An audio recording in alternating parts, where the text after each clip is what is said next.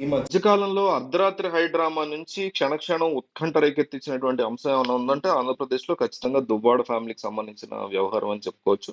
అయితే ఇప్పుడు ఈ వ్యవహారం చాలా సీరియస్‌గా జనాల్లోకి వెళ్తోంది. దీనికి సంబంధించి రీసెంట్‌గా దువ్వాడ శ్రీనివాస్ సంబంధించినటువంటి కూతుళ్ళు వాళ్ళు మాట్లాడుతూ చాలా ఆసక్తికరమైన కామెంట్‌లు చేశారు. దువ్వాడ శ్రీనివాస్ నిన్న ప్రెస్ మీట్ పెట్టి ఏమన్నారంటే, "పిల్లలకి ఏం తెలీదు. వాళ్ళని చాలా అల్లరి ముద్దుగా పెంచుకున్నాను నేను. డాక్టర్‌లని చేశాను ఇద్దరిని కూడా. వాళ్ళకి పెద్ద అమ్మాయికి పెళ్లి కూడా చేశాను. త్వరలో చిన్న అమ్మాయికి కూడా చేయాలనుకుంటున్నాను. కానీ నా భార్య నా పిల్లల్ని నా మీద ఉసిగొల్పుతోంది.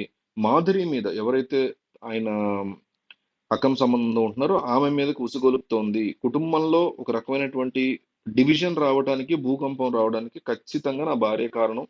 ఆ భార్య వెనక అచ్చెన్నాయుడు ఉన్నారని, రకరకాల పీపుల్ ఉన్నారని. అట్లాగే దాంతో పాటు ఆయన భార్య మీద చేసిన ప్రధాన ఆరోపణ ఏంటంటే నా అన్నదమ్ముల్ని గాని, నా తల్లిదండ్రులను గాని, నా భార్య ఇంట్లోకి కూడా రానివ్వదు. అట్లాంటి వ్యక్తితో నేను ఎట్లాగా కాపురం చేస్తాను అనేసి. అంటే ఇన్ని సంవత్సరాల నుంచి మరి ఎట్లా చేస్తారో మనకు తెలీదు.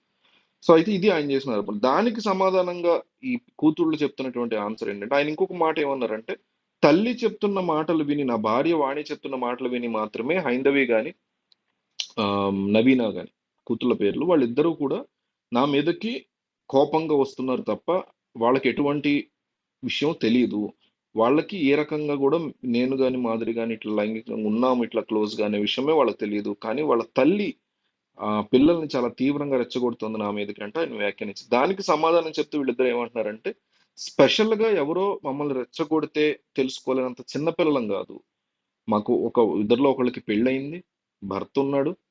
మేము చదువుకున్నాము. డాక్టర్ చదువు చదువుకున్నాం. మాకంటూ ఒక ఆలోచన ఉంది. మేము ప్రిస్క్రిప్షన్‌లు రాసి పేషెంట్‌లు గూడా చూసుకుంటూ ఉంటాము. అట్లాంటి మాకు ఏమీ తెలీదని మా తల్లో, మా నాన్న రెచ్చగొడితే మా అమ్మ మీదకో, మా అమ్మ రెచ్చగొడితే మా నాన్న మీదకో వెళ్ళటం కాదు. మా కళ్ళారా మేము చూసాము. మా కళ్ళతో చూసాము.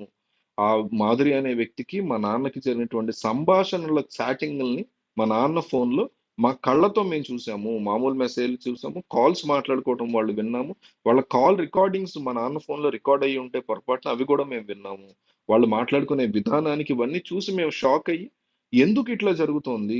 ఏ రకమైనటువంటి బంధం ఉంది వీళ్ళ మధ్య? మాకు తండ్రి ప్రేమ కావాలి. మా తల్లిదండ్రి విడిపోతారా? లేదా? విడిపోవడం మాకిష్టం లేదు. కానీ విడిపోవాల్సిన పరిస్థితి ఏ భర్త అయినా, భార్య అయినా విడిపోతారంటే అర్థం చేసుకోవచ్చు. వరస్ట్ కేస్ సినారియోలో వాళ్ళు విడిపోతారంటే ఓకే. అర్థం చేసుకుంటాం, బాధపడతాం, ఏడుస్తాం. మాకిష్టం లేదది. కానీ ఓకే అనుకోవచ్చు. కానీ మాకు తల్లి నుంచి ఏ రకమైనటువంటి ప్రేమ, ఆలన, పాలన వస్తుందో, ఎఫెక్షన్, లవ్ అండ్ ఎఫెక్షన్ వస్తున్నాయో, అట్లాగే మాకు తండ్రి నుంచి కూడా కావాలి. మా తల్లి కాకుండా వేరే వ్యక్తి ఎవరు కూడా విడాకులు తీసుకోకుండా మా నాన్న మా ఇంట్లో ఉండడానికి వీల్లేదు. బట్ ఆ మాధవి ఉంటుంది. మమ్మల్ని రానివ్వట్లేదు ఇంట్లోకి. ఇది మేము ఎట్టి పరిస్థితుల్లో అంగీకరించము అంటూ వాళ్ళు మీడియాతో కుండబద్దలు కొట్టి చెప్పారు.